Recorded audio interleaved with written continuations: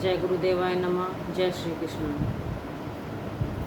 आज हम आपको श्रीमद् भागवत रहस्य विस्तार रूप से आगे का भाग सुनाएंगे।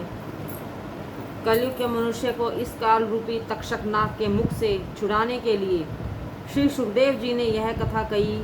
जिस समय श्री सुखदेव जी राजा परीक्षित को यह कथा सुना रहे थे, उस समय स्वर्ग के देवतागण अमृत लेकर वहां उपस्थित हुए। उन्होंने कहा, हम यह स्वर्ग का अमृत राजा परीक्षित को देते हैं और इसके बदले आप हमें यह कथा अमृत दे दीजिए। सुखदेव जी ने राजा परीक्षित से पूछा कि तुम्हें यह स्वर्ग का अमृत पीना है अथवा इस कथा का अमृत का पान करना है। राजा परीक्षित ने श्री सुखदेव जी से प्रश्न किया, स्वर्ग का अमृत पीने से क्या लाभ होगा? श्री सुखदेव जी ने उत्तर दिया, स्वर्ग का अमृत पीने से स्वर्ग का सुख प्राप्त होता है।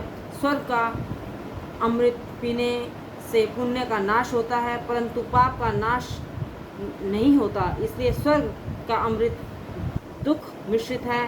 कथा अमृत का पान करने से पापों का नाश होता है, भोग वासना का विनाश होता है। अतः स्वर्ग अमृत से यह कथा अमृत श्रेष्ठ है।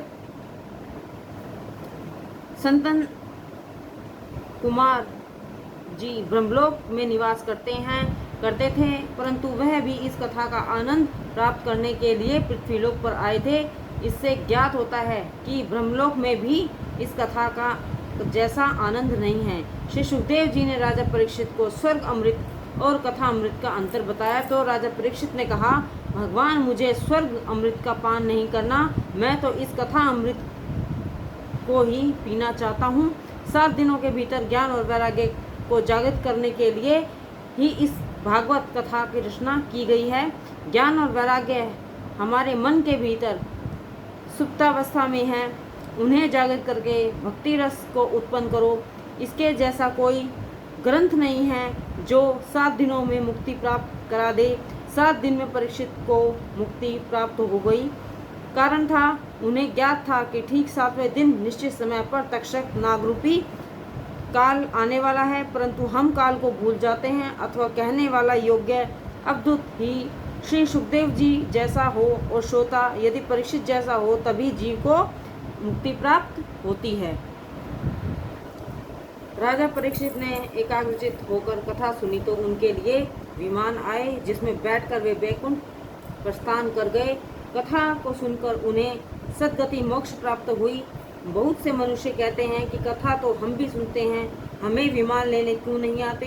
क्योंकि आजकल न तो ऐसे कथा कहने वाले हैं और न ही कथा का श्रवण कर उस पर आचरण करने वाले हैं। जितनी देर बैठकर कथा सुनी, सिर्फ उसी समय तक उसका असर हुआ और कथा समाप्त होते ही वह असर समाप्त हो गया। ज्ञान वैराग्य और भक्ति की उच्चतम सीमा पर पहुंचकर ही जीव को मोक्ष प्राप्त होता है। यदि विमान लेने आ भी जाए तो भी जीव स्वयं को स्त्री पुत्र आदि के मोह से अलग नहीं कर पाएगा, क्योंकि उसकी आसक्ति तो विषयों में लीन है। जब तक उनका मोह नहीं छूटेगा, जीव जाने के लिए तैयार ही नहीं होगा, तो उससे मुक्ति कैसे मिलेगी? जिसका मन परमात्मा के रंग में रंग गया हो, उसके लिए विमान आए या ना आए उसे कोई अंतर नहीं पड़ता। उसके लिए तो जहाँ वह बैठा है वही मुक्ति धाम है। ईश्वर के साथ एकाकार होने जैसा आनंद तो वैकुंठ में भी नहीं है। सत तुकाराम को जब विमान लेने आए तो उन्होंने अपनी पत्नी से भी साथ चलने के लिए कहा, परंतु पत्नी ने मना करते हुए कहा, महाराज, आपको जाना है तो आप जाइए, मैं इस संसार को छोड़कर नहीं जाना चाहती। तुकाराम जी की पत्नी को संसार का मोह जकड़े हुआ था और वह इसी मोह आसक्ति के कारण स्वर्ग जाने से वंचित रह गई। इस कलयुग में यह मोह, लोभ आदि आसक्तियां ही तो हैं जिनके कारण मनुष्य मुक्ति को प्राप्त नहीं करता। मृत्यु काल सामने दिखाई दे रहा है, परंतु प्राण, धन, संपत्ति, पुत्र इत्यादि में अटके पड़े हैं कि मेरे मरने के बाद क्या होगा। पुत्र आपस में झगड़ा तो नहीं करेंगे, इस जमीन जायदाद का क्या होगा। यही कारण है जो मनुष्य कथा सुनकर भी मोक्ष को प्राप्त नहीं कर पाता। जब तक वासना पर अंकुश न हो, तब तक शांति नहीं मिलेगी, और जब शांति नहीं है तो मुक्ति भी नहीं है। यदि कथा का एकाध सिद्धांत भी हृदय में घर कर जाए तो जीवन मधुर हो जाए। वासनाओं और भोग की वृद्धि होने पर जीवन कटु हो जाता है। प्रभु जन्म का शरीर तो चला गया, परंतु मन आत्मा तो वही है। जब तक वासनाएं क्षीण नाश नहीं होंगी तब तक मुक्ति कैसे मिलेगी। मनुष्य जिस प्रकार अपने शरीर, कपड़ों और श्रृंगार की चिंता करता है, उसी प्रकार की चिंता मन के प्रति नहीं करता, उसको साफ नहीं करता। मन में कुलक्षित विचारों से भरा पड़ा तन को साफ करते रहो। मन सुंदर होना चाहिए, तन की सुंदरता का कोई मोल नहीं है। मन में सत्कर्म करो, परोपकार करो, ईश्वर भजन में मन को अर्पण करो। यही मन की सुंदरता जीव के साथ जाती है। शरीर तो गोरा हो या काला, मिट्टी ही बन जाना है। मरने के बाद चाहे कितने जेवर कपड़े पहने हो, सब उतार लिए जाते हैं। आचार विचार शुद्ध रखने से ही मन की शुद्धि होती है। जब तक मन की शुद्धि नहीं होगी तब तक भक्ति दृढ़ नहीं होगी। जीव जब तक अपने जीवन में स्वयं और सदाचार का आचरण नहीं करेगा तो पुस्तकों से मिला ज्ञान भी व्यर्थ है। एक बार एक परिवार में एक पुत्र की मृत्यु हो गई। पिता अपने पुत्र की मृत्यु पर शोक सतत बैठा था। सहसा वह ज्ञानी उसके घर आया। उसने पूछा कि तुम किस लिए रो रहे हो। पिता ने कहा, अभी अभी मेरे पुत्र की मृत्यु हुई है, अभी तो उसकी कुछ उम्र भी नहीं थी। साधु ने कहा कि आत्मा तो अमर होती है, मृत्यु तो केवल शरीर की हुई है, अंततः तुम्हें शोक नहीं करना चाहिए। कुछ दिनों पश्चात वह मनुष्य देखता है कि वही साधु बैठा हुआ रो रहा था। उस मनुष्य ने पूछा कि महाराज क्या बात है, आप क्यों रो रहे हैं। साधु ने कहा, मेरी बकरी की मृत्यु हो गई है। तब उस गृहस्थ ने कहा कि महाराज, आपने तो मुझे उपदेश दिया था कि मृत्यु केवल शरीर की होती है, आत्मा की नहीं, अतः किसी की मृत्यु पर शोक नहीं करना चाहिए, फिर आप क्यों रोते हैं। तब साधु ने कहा कि पुत्र तुम्हारा था परंतु बकरी तो मेरी थी। कहने का आशय यह है कि पर उपदेश कुशल बहु तेरे। दूसरों को उपदेश देना सरल है, ऐसा उपदेश देने वाले तो बहुत मिल जाएंगे, परंतु जो स्वयं उस उपदेश को अपने जीवन में चरितार्थ न करे, ऐसा ज्ञान किस काम का है। मन से तेरा मेरा का सिद्धांत भुलाकर सब कुछ प्रभु को अर्पण कर दो। हम यहाँ क्या लेकर आए थे और क्या लेकर जाएंगे। अपना तो हमारा स्वयं का शरीर भी नहीं है, इसे भी हमें इस ईश्वर ने ही दे दिया है और इसी को वापस देना होगा। परंतु केवल भक्ति ही हमारे साथ सदैव रहेगी। इसलिए तन मन प्रभु की सेवा भक्ति करो। प्रत्येक दिन प्रत्येक पल मृत्यु का स्मरण करो, ईश्वर को याद करो और विचार करते रहो कि शायद आज ही हमारा अंतिम दिन है। ऐसा विचार करने से शायद आत्मा जाग जाए कि हमें संयम पूर्वक रहना है, पाप देश आदि से बचना है। जीव भोजन करने के का तो विचार करता है, परंतु मृत्यु समय को याद नहीं रखता। भागवत शास्त्रकार में महिमा का वर्णन यूं तो बहुत ही पुराणों में किया गया है, परंतु हम पद्म पुराण के अंतर्गत की गई महिमा का वर्णन करते हैं। एक बार इस कथा का महत्व संतन कुमारों ने नारद जी को बताया था। उस महात्म्य में लिखा है कि बड़े बड़े ऋषि और देवतागण ब्रह्मलोक का विशाल क्षेत्र में इस कथा को सुनने के लिए आए थे। इस कथा का आनंद ब्रह्मानंद से ही श्रेष्ठ है। कहने का तात्पर्य यह है कि योगी तो केवल अपना उद्धार करता है, परंतु सत्संग अपने सभी साथियों का उद्धार करता है। बद्रिका आश्रम में संतन कुमार की कथा अमृत का पान करने के लिए पधारे हैं। बद्रिका आश्रम को ही विशाल क्षेत्र कहा जाता है। बद्रिका विशाल की जय। स्कंद पुराण में वर्णन है कि विशाल राजा के लिए स्वयं बद्रीनारायण भगवान पधारे थे। ऐसे पुंडरीक के लिए विठलनाथ आए थे। बद्रीनारायण जी तप ध्यान आदर्श संसार को बताते हैं। उनका कहना है कि मैं तो ईश्वर हूँ, फिर भी मैं तप करता हूँ, ध्यान लगाता हूँ, क्योंकि तपस्या के बिना शांति नहीं मिलती। श्री बद्रीनारायण मंदिर से श्री लक्ष्मी जी की मूर्ति मंदिर के अंदर स्थित न होकर मंदिर के बाहर स्थित है। श्री पुत्र का साथ तपस्या में विघ्न स्वरूप है। यह किसी स्त्री की निंदा नहीं अपितु काम वासना की ओर इशारा किया गया है। पत्नी और बच्चों का त्याग कर नहीं अपितु उनके साथ रहकर भजन करो, ध्यान करो। किसी तपस्वी स्त्री के लिए भी पुरुष का त्यागना उचित नहीं है। बद्री विशाल क्षेत्र में जहाँ संतन कुमार जी निवास कर रहे थे, वहीं एक दिन नारद जी भ्रमण करते हुए आ पहुँचे। वहाँ सनकादिक आदि ऋषियों के साथ नारद जी की भेंट हुई। नारद जी को उदास देखकर सनकादिक ने उनसे उनकी उदासीनता का कारण पूछा। देवर्ष कुचिंत्रो, आप तो हरि के दास हैं। श्री कृष्ण दास कभी होवे नहीं उदास, जिसे किसी प्रकार की चिंता नहीं व्यापती, वही तो सच्चा वैष्णव है। परंतु आपकी उपासनता का क्या कारण है? नारद जी ने कहा, मेरा देश दुखी है। सत्य, तप और अप्रसन्नता के क्या कारण हैं?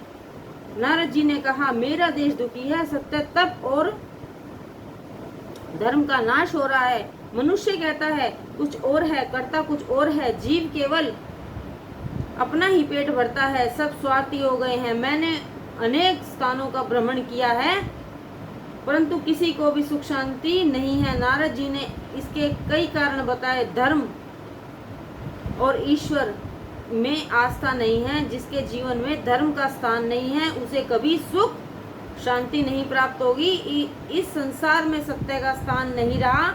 झूठ से बड़ा कोई पाप नहीं है।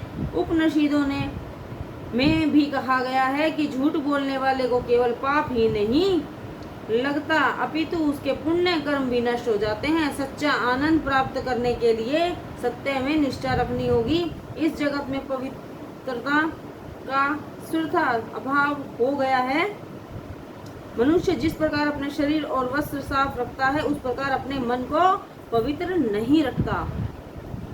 मन को पवित्र रखना चाहिए, क्योंकि वही हमारे साथ जाता है। शरीर और वस्त्र तो यहीं छूट जाएंगे। इस संसार में कहीं भी नीति नहीं दिखाई देती। नीति अनीति किसी भी प्रकार से धन संपत्ति एकत्र करनी है और गलत रास्तों पर खर्च करनी है। कुटुंब परिवार सुख होने के पश्चात भी मनुष्य सुखी नहीं है। वह यही सोचता है कि इस धन संपत्ति से अपने परिवार को सुखी करूंगा। वह अपनी इंद्रियों का इतना गुलाम हो जाता है कि कोई भी इच्छा विचार उसके हृदय में उत्पन्न ही नहीं होती। शरीर और इंद्रियों के भंवर में वह फंस जाता है। वह यह सोच नहीं पाता कि जीवन का सच्चा आनंद कौन सा है। जीवन में जब तक कोई पवित्र लक्ष्य नहीं होगा, जब तक जीव पाप कर्म में लिप्त रहेगा। अनाज में बिक्री होने लगी, अनाज की बिक्री होने लगी, ज्ञान भी बिकने लगा। अन्न बिक्री और ज्ञान बिक्री दोनों ही महापाप हैं। यह ब्राह्मण का धर्म है कि वह निष्काम भाव से जगत को ज्ञान प्रदान करे, क्योंकि अन्नदान से विद्यादान अति उत्तम है। भावनाएं विकृत हो गई हैं, जिससे जीवन भी विकृत हो जा रहा है। नारद जी कहते हैं, इस संसार में भ्रमण करते हुए मुझे कहीं भी सुख शांति दिखाई नहीं दी। इसी प्रकार कलयुग के दोषों को देखते हुए और भ्रमण करते करते एक दिन मैं वृंदावन में पहुंचा। वहां पहुंचकर मैंने एक आश्चर्य देखा कि एक युवती के पास दो पुरुष मूर्छा अवस्था में पड़े हैं। वे स्त्री अपने चारों ओर देख रही है। फिर भी उसने मुझे नारद बुलाया और तब मैं उसके पास गया, क्योंकि साधु पुरुष बिना बुलाए किसी स्त्री के पास नहीं जाते। उसने मुझसे कहा, क्षण तिष्ठम, जरा ठहरो। यदि दूसरों के कार्य सिद्ध करोगे तो तुम साधु बनोगे। समय की कीमत सोने से अधिक मूल्यवान है। जिससे समय की कद्र नहीं है, वह अंत समय पछताता है। किसी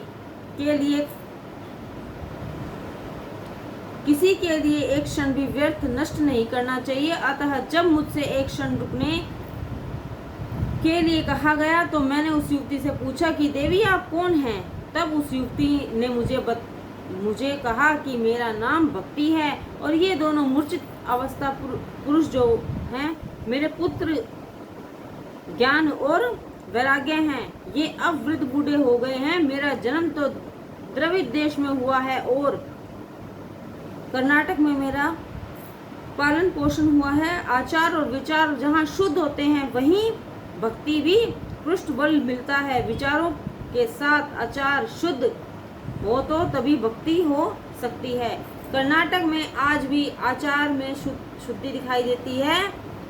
भगवान व्यास जी ने पक्षपात की दृष्टि से ऐसा नहीं कहा, अपितु जो सत्य है उसी का उन्होंने वर्णन किया है। आज भी कर्नाटक में निर्जला एकादशी का व्रत रखा जाता है। एकादशी का अर्थ दिवाली नहीं है, मेरी एक इंद्री भगवान को अर्पण है, ऐसी भावना रखकर एकादशी का व्रत करो। महाराष्ट्र में किसी स्थान पर मेरा सम्मान हुआ, पंढरपुर में भी भक्ति का दर्शन होता है, परंतु गुजरात में जीर्ण हो गई हूँ। गुजरात में आकर मैं भी अपने दोनों पुत्रों के साथ वृद्ध हो गई हूँ। गुजरात अब धन का लोभी हो गया है, अतः वहाँ भक्ति अब नष्ट प्रवसी हो गई है। भक्ति के 9 अंग हैं। प्रथम अंग श्रवण है। केवल कथा सुन लेने से भक्ति नहीं होती। जो सुना है उसका मनन करो और जितना जीवन में उतारा जा सके उतारो। कथा श्रवण सार्थक कहा जाएगा। कथा सुनने से पाप भस्म होते हैं और मनन करने से मुक्ति मिलती है। मनन के अभाव से श्रवण भक्ति कमजोर होती जा रही है।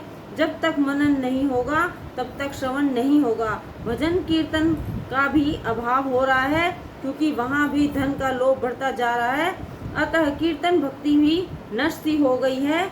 जो वास्तव में सच्चा ज्ञानी होगा उसे सम्मान की अपेक्षा नहीं होगी, परंतु जिसे सम्मान और कीर्ति का लोभ हो गया, रोग लग गया, फिर कैसी भक्ति। धन का मोह एक बार छूट भी जाए कर कीर्ति यश का लोभ कभी नहीं छूटता। कीर्ति का मोह तो ज्ञानी को भी सताता है। जब तक तुम स्वयं अपने मन को नहीं समझोगे वह नहीं मानेगा। कथा कीर्तन में संसार अनायास ही विस्मृत होता जाता है। जब कथा कीर्तन में बैठो तो सारी सांस्कृतिकता और व्यवहारिकता को मन से निकाल दो। यही भावना मन में रहनी चाहिए कि मैं अपने प्रभु श्री कृष्ण के चरणों में बैठा हूँ। कीर्तन भक्ति निष्काम करनी चाहिए। संत तुलसीदास जी कहते हैं कि मैं अपने आनंद के लिए कथा करता हूँ, दूसरों को इससे क्या सुख मिलता है, इससे मुझे सरोकार नहीं है। मुझे कथा करने से आनंद प्राप्त होता है। जब जीव में अहं की भावना उत्पन्न हो जाए तो समझो कि वंदन भक्ति नष्ट हो गई। अभिमान के कारण भक्ति का नाश हो जाता है। सच्चा वैष्णव वही है जो संसार में सबको ईश्वर में जाने। जो वंदन करे वही वैष्णव है। जो अपना वंदन करना चाहे और वैष्णव हो ही नहीं सकता, अभिमान भक्ति का शत्रु है। आज के युग में मनुष्य के पास अपने तन की सेवा के लिए बहुत समय है, परंतु अपने ठाकुर जी की भक्ति और सेवा के लिए सदैव समय का अभाव है। इस शरीर की पूजा करते करते देव पूजा को जीव भूल जाता है। जीवन को सदा रखो। साबुन घिसने से रंग साफ नहीं होता। रंग तो वही रहेगा जो ईश्वर ने दिया है। चढ़ाना है तो भक्ति का रंग चढ़ाओ, जिससे तन और मन स्वतः ही सुंदर बन जाएगा। जीव जब ईश्वर से विमुख हो जाता है तो भक्ति का अंग का विनाश हो जाता है। भक्ति छिन्न भिन्न हो गई तो मनुष्य का जीवन भी छिन्न भिन्न हो जाता है। ज्ञान और वैराग्य भक्ति के साथी हैं। ज्ञान और वैराग्य के साथ भक्ति का आदर करो। कलयुग में ज्ञान और वैराग्य कमजोर होते हैं, उनमें वृद्धि नहीं होती, वे तो मृत प्राय है। उन्हें जागृत करने का प्रयत्न करो। कलयुग में ज्ञान और वैराग्य के मूर्छित होने के कारण बताते हुए नारद जी कहते हैं, कलयुग में ज्ञान वैराग्य को जागृत करने के लिए भक्ति का प्रचार किया, फिर भी वे ज्ञान और वैराग्य को जागृत नहीं कर सके। हमारा अपना मन ही वह वृंदावन है जहाँ ज्ञान वैराग्य कभी कभी जागृत होते हैं, परंतु क्षण भर के लिए, परंतु वह अवस्था स्थायी नहीं रहती। शमशान भूमि में चिता जलते देखकर वैराग्य उत्पन्न होता है, परंतु शमशान भूमि से बाहर निकले नहीं कि सारा वैराग्य छूमंतर हो गया। वास्तव में वैराग्य तो वह है जो स्थायी रहे। वेद उपनिषद जब तक पढ़ते रहेंगे हृदय में ज्ञान का संचार होगा, परंतु भक्ति के अभाव में वह भी मूर्छित ही पड़े हो रहेंगे। अतः भक्ति के साथ ज्ञान और वैराग्य दोनों का जागृत होना अत्यावश्यक है। इस कलयुग में श्री कृष्ण कथा और श्री कृष्ण कीर्तन से ही ज्ञान और वैराग्य जागृत होते हैं। नारद जी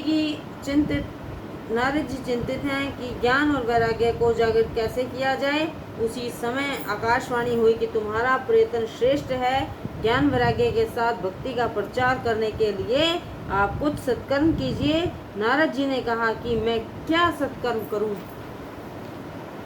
आकाशवाणी हुई कि सत्कर्म करने का मार्ग तुमसे संत महात्मा दिखाएंगे।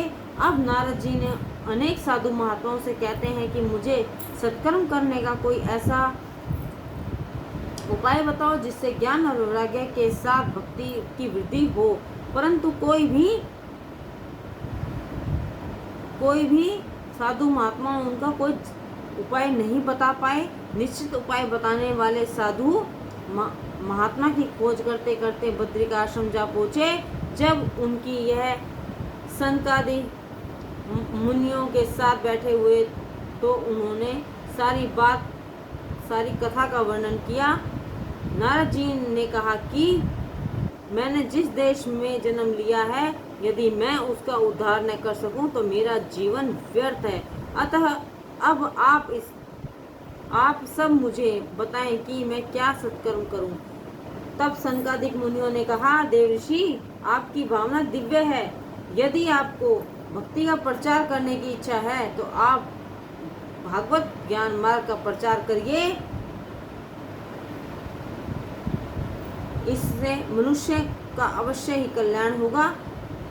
भागवत की कथा ज्ञान वैराग्य और भक्ति को बढ़ाने वाली है। आप इसलिए सर्व वेदों का सार रूप भागवत कथा का प्रचार करो। पवित्र भूमि में शुद्ध सात्विक भाव जागृत होते हैं। अतः वे इस भागवत